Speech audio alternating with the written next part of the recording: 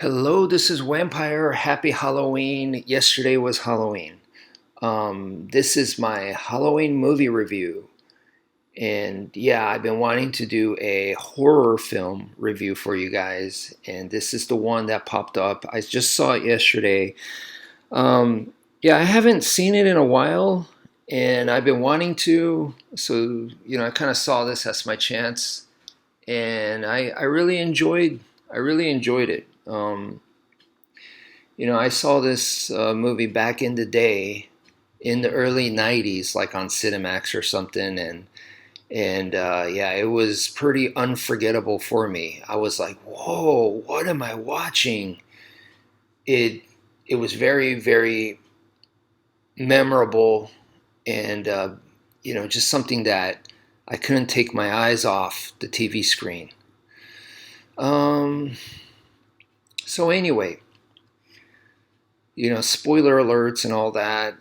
This is not a new film, um, so this has a cult following today, from my understanding, and I think just because that's for like Nicolas Cage fans, uh, for me, I like vampire stuff, so of course this is something that, um, yeah, for me is very very interesting. Now, what's the story about? Well, in a nutshell, it's about this guy that loses his mind. He goes crazy, and things just get from bad to worse, and it ends horribly. So that's it. There's really not a whole lot there, right? So if that's the viewpoint that you have of this movie, then it's really not a vampire movie. He thinks he's becoming a vampire, but really, the movie itself makes it clear that it's just him going crazy. And he believes he's a vampire, but the movie makes that very, very clear that that's not what's really happening. And there's that famous scene where he's running around Manhattan going, "I'm a vampire, I'm a vampire, I'm a vampire," right?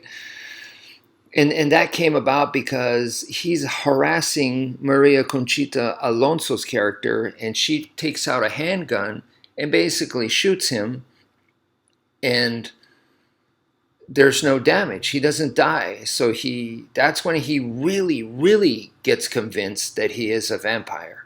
I mean, before that, he was already, down that path, believing that he was. But after that incident, there was like no turning back, right? That's where he really was like, oh, I'm a vampire, right? Um, but we, the audience, know that her character used blanks because her brother wouldn't give her real bullets. So we know that those were blank shots. Therefore, yeah, of course he didn't die. And everything that happens to him where he's thinking is, a vampire stuff is all explainable as really it's just him imagining, or it's a misunderstanding, like the one I explained, that none of it's real, right? So the movie does that. So once again, on the surface level, we could just take this as a man who just lost his mind, and that's it. And if that's all it is, then there's really not a whole lot of story here. And so in that case, you would need to entertain yourself with his acting, because story-wise, there's nothing. Like I said, it's just him going crazy, and that's it. So then people will look at his acting and go, "Oh man, this is a great movie," or whatever, right? Um, Cinematography wise, I want to say it had stuff, but I didn't. I'm not a film student, so I don't know. But what blew me away was music. The music was amazing in this movie. The score, it reminded me of Frank Langella's Dracula, and the score And that one was done by none other than John Williams, which is the Star Wars guy. So this score to me had shades of that, which is wow. And there was also like this being late 80s, early 90s kind of era, you're gonna hear like Depeche Mode type of music, which I like Depeche Mode, and that's what I was listening to back in the day in the late 80s, early 90s. So it just yeah, that was super cool to hear. Um, but the music was super, super amazing for me. Now, the reason why I really enjoy this movie was actually, to me, this is a vampire movie. This is not just a man going crazy who thinks he's a vampire, but really that's it. No, to me, this is a vampire movie. And the reason why I say that is I view this as the most realistic vampire movie ever made. And when you view it like that, then I feel a little disappointed that I wish that the script offered more, but it didn't. To me, there's something missing here with the script. But as far as this character, Peter, it's like, wait, you just said that everything in the film, it tells you that no, he's just imagining things. He's not a vampire, right? Well, a realistic depiction of a vampire. What is a vampire in real life? We don't know. We can't say that. You really think that if a vampire really existed, that it's the guy that can turn into a bat, or it's the guy that could turn into this wolf monster, or he could turn into a bunch of rats, or it's this guy who has hypnotic powers, or what is it, right? And what we can say is a vampire preys upon other people. In this film, Peter, the character, is a Manhattan elite. So you look at Count Dracula, who's obviously an elite, or Prince Dracula is an elite. And this guy definitely believes himself to be an elite. He is a boss type of character, and so he believes himself to be a Manhattan elite. And he lives there, and then he preys upon women. He is a womanizer.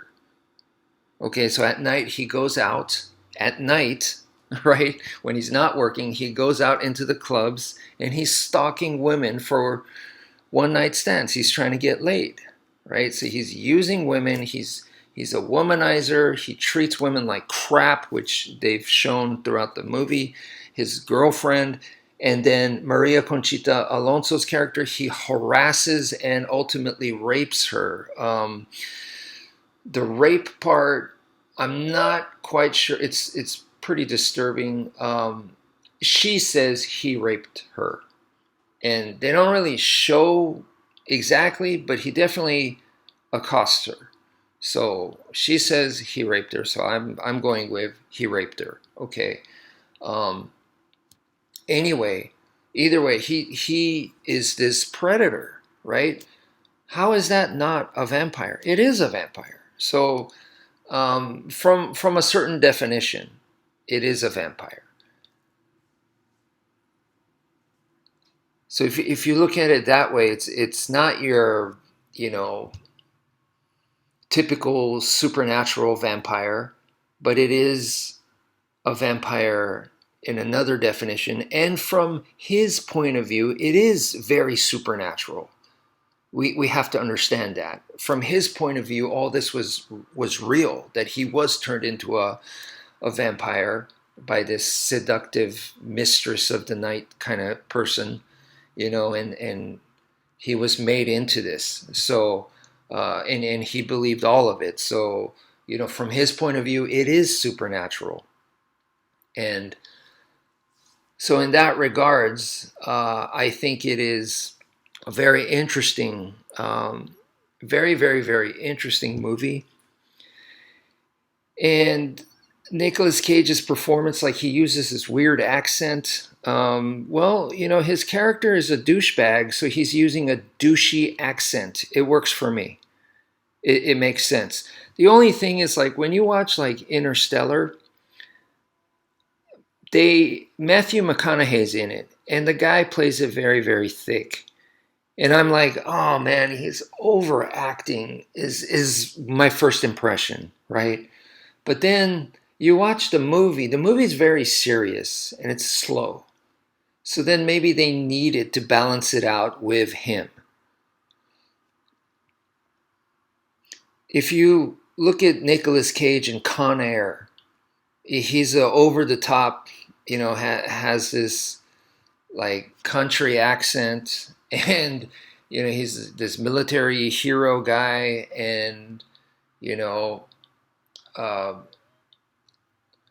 very over the top character. However, he's surrounded by other characters that are also over the top. So for me, it works in Con Air. Everybody else in that movie was like a comic book character, so it works. He blends right in. In this one, it's kind of like a one-man show. So it overpowers the story, and the story, like I said, it could easily be reduced to just the man being crazy, and things go bad, which is to me is unfortunate. I feel like the real narrative here is the part where no, he really did fulfill the role of a vampire, and I wish that was portrayed. Maybe the script is just not right for this, but I think it could have been portrayed in a different way. Same concept. The concept is amazing, you know, where it just seems like a person is losing their mind, but it doesn't have to end so negatively like this. But I would love to see another movie like this, you know. Um, where we can go, is it just the person going crazy? Or no, did they really fulfill the role of a vampire? And to me, the Peter character does. So that's it for now. Thank you for viewing, and take care, folks.